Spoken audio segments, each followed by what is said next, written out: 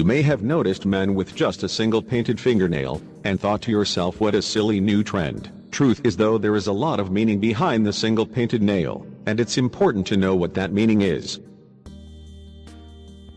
This trend for men only started in Australia and has now made its way to the States. The color of the paint and the choice of nail is irrelevant, it all represents the same.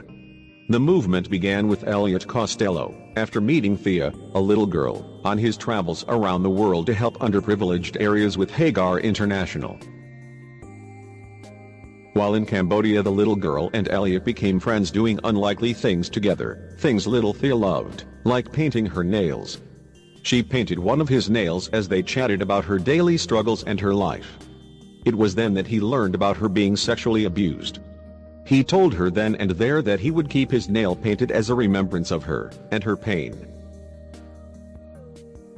Filled with ideas and inspired to make change after his experience with Thea, Elliot came up with the Polished Man Project.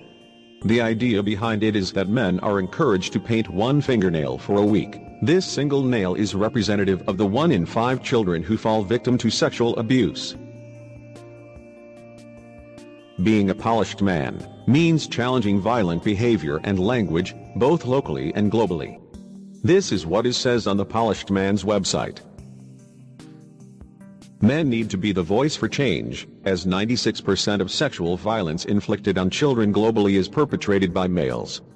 The main hope, however, is not that just seeing the painted nail will bring mere sadness for the hundreds of thousands of kids suffering every day, but rather for the painted fingernail to start conversation, and maybe spark new ideas. Or even donations for support programs for these children of abuse.